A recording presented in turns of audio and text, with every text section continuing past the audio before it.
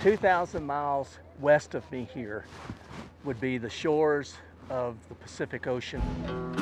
And if you travel 2,000 miles to the east, you'd be on the shores of the Atlantic Ocean. But here, right behind me, are the tallest sand dunes in North America. You gotta check them out.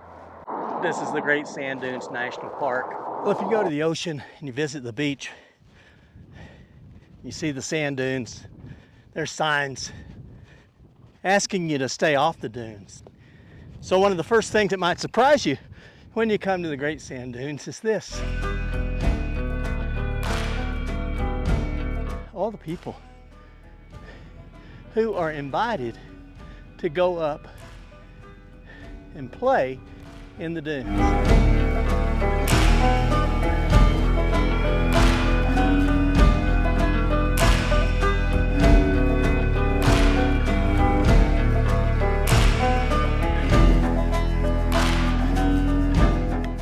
I was surprised the first time I saw all this.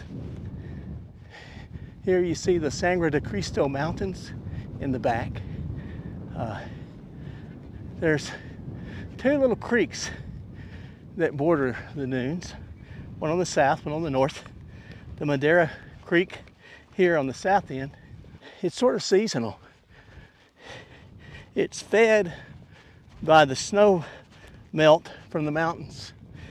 And in the early spring, as the snow melts and comes down the valley, it brings the gravel and the rocks down with it, and they continue to be crushed up and refined into the sand. The sand is then fed into the creek, and the creek brings it along on the boundaries of the dunes. And that's when the whole ecosystem starts to kick in.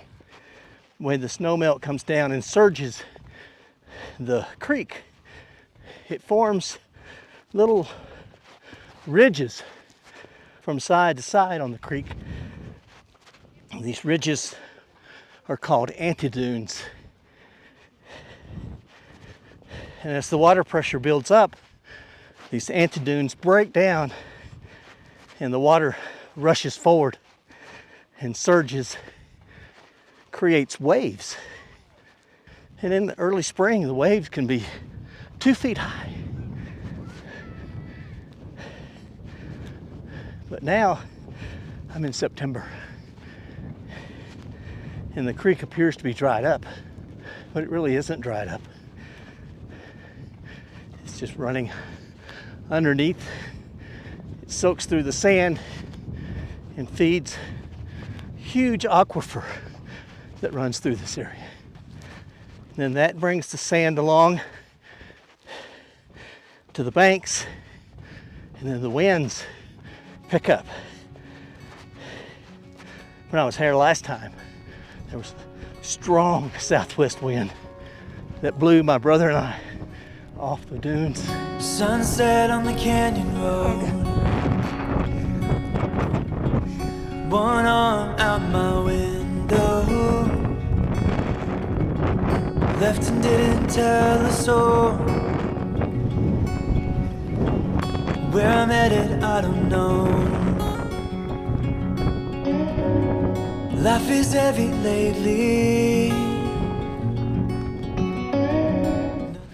The winds aren't as strong today, thank goodness. I feel the season changing, and I think it's about time. Forecast is supposed to be clear without rain, and I hope that holds. But this is a high desert area, and the weather can change on a dime.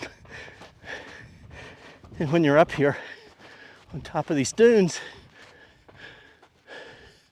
there's no protection from the weather. And we're going up this ridge and up over that dune right there.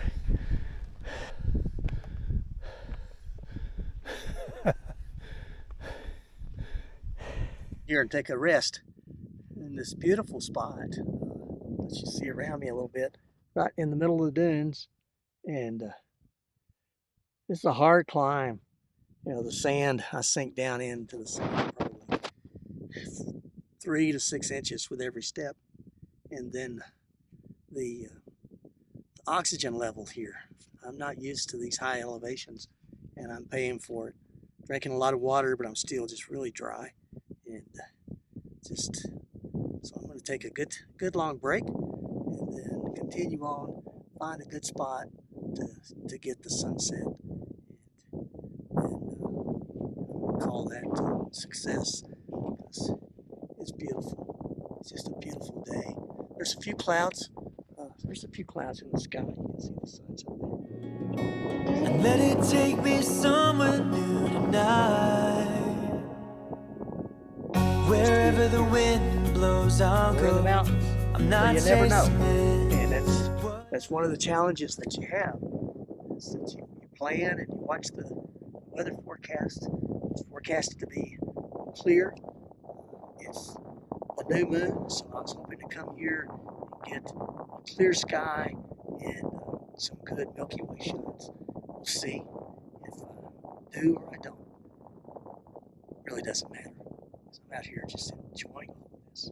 Yeah, but the extreme weather can be a real challenge out here. It can be hot. Sand can get to 150 degrees. Well, I didn't make it to where I wanted to go, but that guy did. But I am going to stop here tonight, get this sunset from right here. Well, the sun's starting to fade, and I've got the camera set up from behind me for the main attraction. Main reason I wanted to come to Great Sand Dunes was really not the dunes themselves, but it was for the sky. This is one of the dark sky areas in North America, and so there's virtually no light pollution here.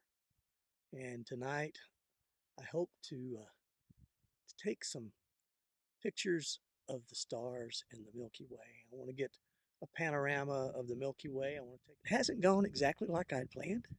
I mean, got out here and I really carried a lot more gear than I should have. Brought my Star Trekker up here. Had it to do again. I wouldn't do that. Didn't need the extra weight, and with the sand, I can't get a firm and level foundation with my tripod. So I can shoot the panoramas, and I'll keep the shutter speed down to probably around 10 seconds. That seems to be the ideal for my camera in this lens setup. But I would like to have gotten, some long exposures here. But that's okay, because there's another day coming. When I get to New Mexico, then I hope that I can use the Star Trekker there and have a very special place that I want to bring you that sort of ties everything together. But the Great Sand Dunes, it's fun to see so many people enjoying this. It's such a unique place. It's not like any other national park around. And I love Isle Royale. Honestly, I think Isle Royale is my favorite national park so far. But this is one of those must-see things that you really have to do it. Right now, it's very calm. The sun has gone down. It's starting to cool down. Okay, it's getting dark, so I don't know if I'll be able to do much recording when I actually start shooting. But about 10:30, I'm planning to start doing the panorama for the Milky Way. Now, it is set to come up right through there, and at about 10 o'clock, you should be able to see the galactic center.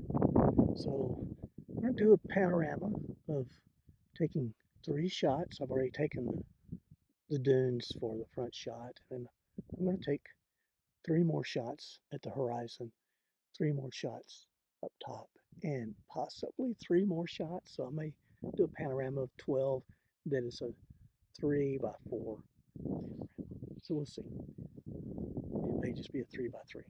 We'll see what the sky looks like when it gets started. But yeah, and you can see I've got my camera covered up right now because the wind still blows and the sand is blowing in on me. Not, it's not bad, not like it was the last time I was here, but it's still, there's times that the wind picks up and then it's sandy. So trying to protect my camera from that. One of the challenges of this sand is that there's actually magnetic sand in there too. So it gets in my stuff and then I have to clean it all up. My little DJI action camera, it got on the mount for my handheld. And I didn't think I was going to get the camera off, but eventually I did. It's just one of those things we have to work with, and then I'll clean it all up later. But I do want to protect my camera, and I'm using, again, the A76, the Sony A76, and then the Viltrox 27 millimeter f1.2. I just love that lens for astrophotography. On this crop sensor, this APS-C, it's equivalent to a full frame of about 40 millimeters, but it still gives me a wide angle, and it's so sharp.